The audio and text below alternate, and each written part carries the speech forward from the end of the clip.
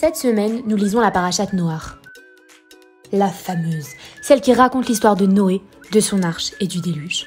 À cette époque, le monde était terriblement corrompu, coupable de vol, d'immoralité et de meurtre. Le crime était si répandu et banalisé que Dieu décida de détruire le monde tout en sauvant Noach qui faisait exception à toute sa génération. Une sorte de petit village gaulois à lui tout seul, résistant encore et toujours à l'envahisseur moral. Dieu lui demanda de construire une arche et Noach s'attela à la tâche pendant 120 ans. En effet, Dieu retarda le déluge pour que les hommes viennent interroger Noach et fassent teshuva. « Pourquoi construis-tu une arche loin de la mer ?» lui demandèrent-ils en effet. Mais lorsque Noach répondait que Dieu détruirait le monde s'il ne se repentait pas, ils le raillaient et retournaient à leurs occupations sordides. La décision de Dieu fut scellée et les animaux se présentèrent devant l'arche par paire. Dieu allait envoyer le déluge. Le 17-13 juin 1656, la pluie se mit à tomber et Noé entra dans l'arche avec sa femme, Nahama, ses 3 fils et leurs femmes. Et horreur des horreurs, il n'y avait pas de téléphone. Bref, les hommes de sa génération voulurent l'en empêcher et le tuer, mais des lions vinrent le protéger. Pendant 40 jours et 40 nuits, la pluie tomba, mais la terre continua d'être inondée pendant 150 jours au total. S'écoule un an jusqu'à ce que la terre soit sèche. Temps durant lequel Noach s'occupe des animaux jour et nuit, les nourrissant et les soignant, ne dormant presque pas. Lorsque Noach peut enfin sortir sur la terre sèche, Hachem lui promet qu'il ne détruira plus le monde et donne l'arc-en-ciel comme un signe de promesse. La première chose que Noach fait est de planter une vigne qui produit du raisin le jour même et d'en faire du vin. Puis Noach s'enivre. À votre avis, comment peut-on expliquer que c'est la première chose qu'il fait en sortant de l'arche? Dites-le nous en commentaire. Lorsqu'il s'enivre, il se dénude et Ham, son cadet, le voyant dans cet état, se moque de lui.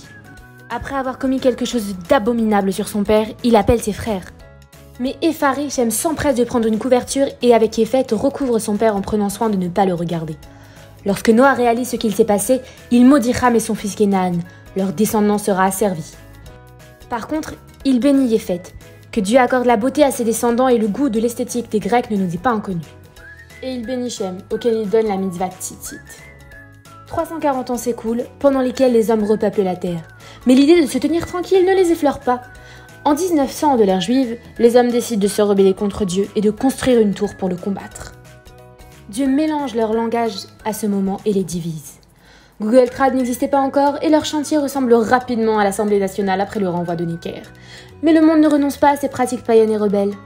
En 1948 de l'ère juive, soit 1812 avant l'ère chrétienne, était né Avraham Avinu, fils d'un sculpteur d'idoles, Terach.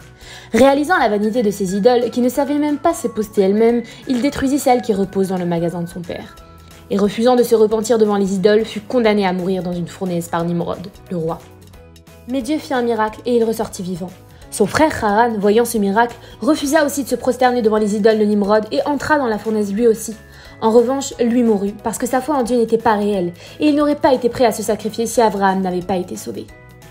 Après cet événement, Abraham épouse sa nièce orpheline, Sarai, et prend son neveu Lot sous son aile. La paracha se conclut avec Abraham qui a alors 70 ans et sa famille quittant Ur-Kasdim pour la terre de Canaan, mais il s'arrête en route à Haran. Pendant les 5 prochaines années, Abraham va voyager pour diffuser la connaissance de Dieu auprès de ses contemporains païens.